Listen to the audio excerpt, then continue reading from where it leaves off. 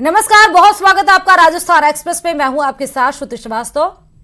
Bulletin में फटाफट रुक कर लेते हैं खबरों की तरफ। उत्तराखंड की हल्द्वानी से इस वक्त की सबसे बड़ी खबर आपको बता दें कि अवैध मस्जिद पर एक्शन के बाद से सड़क पर बवाल मच गया है। दंगाइयों पर गोली मारने के आदेश अब लागू कर दिए गए हैं। बन भूलपुरा में कर्फ्यू लगा दिया गया है और यहां तक कि इलाके में भारी तनाव को देखते हुए ये कर्फ्यू लगाया गया है। सरकारी जमीन पर मस्जिद बनी थी और उस मस्जिद को बुलडोजर से तोड़वाया गया।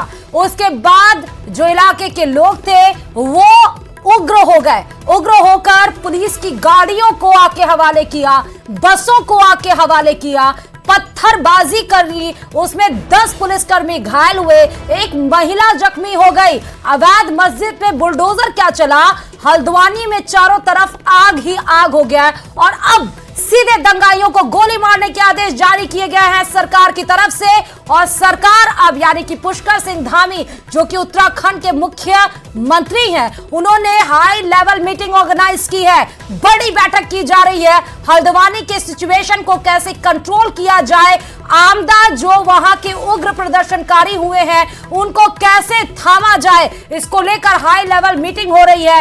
अवैध मस्जिद बनी थी जिस पर चला था बुलडोजर, उसके बाद से हल्द्वानी में सिचुएशन आउट ऑफ कंट्रोल दिख रही है, इसीलिए लगाया गया है curfew. CM Dhami high level meeting जारी है।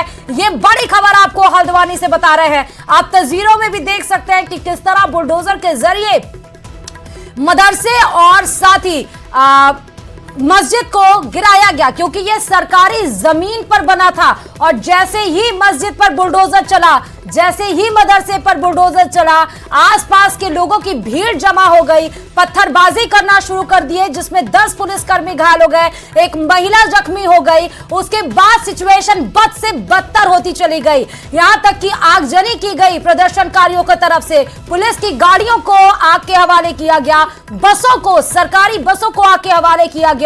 उसके बाद से पुलिस को आंसू गैस दागने पड़े ताकि लोग भीड़ तितर बितर हो सके और सिचुएशन को संभाला जा सके, लेकिन सिचुएशन आउट ऑफ कंट्रोल होती चली गई। इसीलिए लगा दिया गया है अब हल्द्वानी में कर्फ्यू, ताकि लोग घरों से बाहर ना निकले, जो जहां है वो वहीं पर रहे। क्योंकि कर्फ्यू जब लगाया जाता है तो कोई भी सड़क पर नहीं मौजूद हो सकता है। अगर कोई भी सड़क पर निकलता है तो उसे सीधे जेल में जाना पड़ता है। और सरकार ने ऑर्डर भी दिया कि दंगाइयों को सीधे गोली मारने का आदेश जारी किया गया। और इस बीच हाई लेवल मीटिंग मुख्यमंत्री पुष्कर सिंह धामी कर रहे हैं कि कैसे हल्द्वानी की सिचुएशन को कंट्रोल किया जाए। आप देख सकते हैं कि उत्तराखंड में हल्द्वानी में किस तरह से उग्र प्रदर्शन हो रहा है। और ये उग्र प्रदर्शन और सिर्फ इस वजह से क्योंकि सरकारी जमीन पर अवैध अतिक्रमण था, अवैध मदरसा संचालित किया जा रहा था, अवैध मदरसा के साथ अवैध मस्जिद बनी हुई थी। इसको तोड़ने के लिए, हटाने के लिए नोटिस भी दिए गए थे, चस्पा किए गए थे, लेकिन उसके बाद भी नहीं खाली किया गया।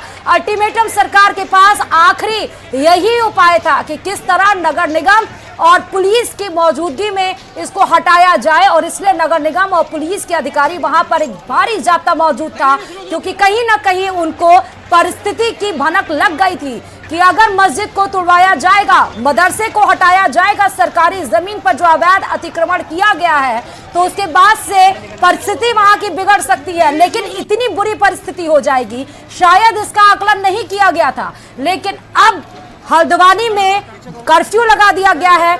मुख्यमंत्री पुष्कर सिंह धामी हाई लेवल की मीटिंग कर रहे हैं।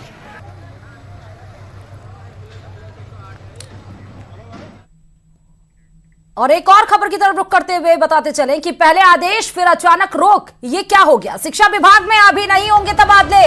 बड़ी खबर आपको इस बीच में बता रहे हैं। शिक्षा मंत्री मदन दिलावर ने साफ कह दिया है कि बीच सत्र शिक्षकों के तबादले नहीं होंगे। बीच सत्र तबादलों से पढ़ाई में दिक्कतें आती हैं, बच्चों को समझने में शिक्षकों की आ जाती हैं दिक्कतें। इसलिए खबर का असर हुआ है। न्यूज 18 राजस्थान ने प्रमुखता से यह खबर चलाई थी, उसके बाद इस पर एक्शन हुआ।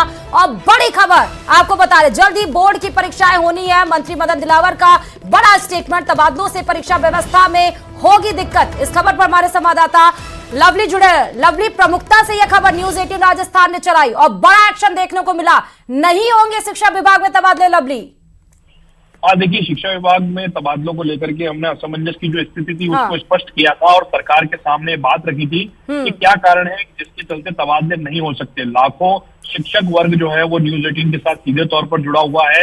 ये जानकारी सरकार के आदेशों में भी नहीं थी, लेकिन न्यूज 18 की खबर के बाद में शिक्षा मंत्री मदन दिलावर ने न्यूज 18 से कहा है फोन पर कि तबादले अभी नहीं किए जाएंगे। जो तर्क हमने हमारी खबर में दिए जिस कारण से तबादले नहीं हो सकते, उन्हीं तर्कों के आधार पर शिक्षा विभाग ने आदेश जो है वो जारी करने का काम किया जा रहा है। देर रात तक इसके आदेश भी जारी होंगे। हाँ। फिलहाल राजस्थान के शिक्षा विभाग में जो 10 दिनों के अंदर जो तबादले होने हैं हाँ। वो तबादले नहीं होंगे। शैक्षणिक अशैक्षणिक किसी भी प्रकार के कर्मचारी के तबादले जो है वो फिलहाल शिक्षा विभाग का जो मंत्रालय है वो नहीं करेगा। शिक्षा मंत्री मदन दिलावर का कहना है कि परीक्षाएं जब संपन्न होगी जून जुलाई के बाद, ये वक्त भी हमने लिखा था जून जुलाई के बाद, जब परीक्षाएं संपन्न होंगी, चुनाव संपन्न होंगे, उसके बाद में तबादला करने पर विचार किया जाएगा। यानी तब भी तबादले होंगे या नहीं होंगे वो तब फैसला लिया जाएगा। तो न्यूज 18 ने अपनी विश्वसनीयता को बरकरार रखा है और हमने हमारे दर्शकों तक सबसे पहले अपडेट पहुंचाया कि आखिरकार तबादलों में जो सबसे बड़ा वर्ग है राजस्थान सरकार का, शिक्षा विभाग का सबसे बड़ा कर्मचारी महकमा है जो सीधे तौर पर जुड़ा हुआ है, उस विभाग के अंदर तबादले होंगे या नहीं होंगे, उस सस्पेंस से पर्दा हटाने में न्यूज 18 की भूमिका अहम रही है। और न्यूज 18 की खबर के बाद में सरकार के शिक्षा मंत्री का बयान आया है कि राजस्थान के शिक्षा विभाग के अंदर किसी भी प्रकार के तबादले जून जुलाई तक नहीं किए जाएंगे और जून जुलाई में भी विचार किया जाएगा तबादले करना आवश्यक है या नहीं है। और थर्ड ग्रेड के तबादले नहीं होंगे ये हम पहले ही कह चुके, क्योंकि पॉलिसी नहीं आई है, कोर्ट के आदेश है पूर्व में और सरकारें कह चुकी कि बिना पॉलिसी आए, बिना पॉलिसी के आधार पर तबादले नहीं होंगे, क्योंकि थर्ड ग्रेड शिक्षकों के तबादलों में सीनियरिटी जो है वो आड़े आती है। तो ऐसे में फिलहाल राजस्थान के शिक्षा विभाग के लिए तबादले का मौसम जो है वो वहां नहीं बन पाया है और अन्य विभागों में तबादले होंगे, लेकिन शिक्षा विभाग में कोई भी तबादला जो है वो फिलहाल नहीं किया जाएगा। और लवली, जिस तरह आप बता रहे हैं कि बीच सत्र में, क्योंकि शिक्षकों के तबादले की यह खबर भी हमने चलाई थी और असमंजस की स्थिति भी थी, बिल्कुल सही फैसला शिक्षा मंत्री की तरफ से लिया गया है, लेकिन हम बता रहे हैं जून जुलाई तक ये तबादले नहीं होंगे। उसके बाद क्या प्रोसीजर अडॉप्ट किया जाएगा? और तृतीय श्रेणी की जो बात आ रही है पॉलिसी में चेंजेस करने की, क्या ये जून जुलाई के बाद इसको अडॉप्ट किया जाएगा इस प्रोसीजर को? लवली, देखिए, बिल्कुल आपने सही कहा। तृतीय श्रेणी के तबादलों के लिए पॉलिसी अभी नहीं बनी है, उनकी पॉलिसी का भी निर्माण चल रहा है। हाँ। उस पॉलिसी को अंतिम रूप देगा मंत्रिमंडल, तमाम कैबिनेट के सदस्य उसको अंतिम रूप देंगे। लेकिन जो बाकी तबादले हैं, जो प्रोफेसर हैं, जो अन्य जो शिक्षक हैं, प्रथम वर्गीय, द्वितीय वर्गीय और जो दूसरे जो प्रिंसिपल्स हैं, उनके तबादले हो सकेंगे, लेकिन उसका भी एक आधार तय किया जाएगा, उसके लिए भी पॉलिसी तय की जाएगी। हाँ। कि कौन किस पद के लिए कहां पर योग्य होगा। हाँ। और किसे किस तरीके सिफारिश सिस्टम को खत्म करने के लिए कहकर के गए प्रधानमंत्री नरेंद्र मोदी। और बहुत बहुत शुक्रिया लवली तमाम जानकारी देने के लिए। तो बड़ी खबर आपको बता रहे, न्यूज 18 की खबर का असर हुआ है। शिक्षा विभाग में फिलहाल अभी तबादले नहीं होंगे, बीच सेशन में इस तबादलों को नहीं किया जाएगा। बड़ा बयान शिक्षा मंत्री मदन दिलावर की तरफ से आया है कि बीच सेशन में अगर तबादले होते हैं तो शिक्षा में आती है दिक्कतें, बच्चों को समझने में होती हैं दिक्कतें, इसलिए इस तबादलों को रोका गया है। तृतीय श्रेणी की पॉलिसी अभी नहीं बनी है, इसीलिए बीच सत्र में तबादलों पर बैन अभी लगा रहेगा। और अब फटाफट राजस्थान एक्सप्रेस में रुक कर लेते हैं।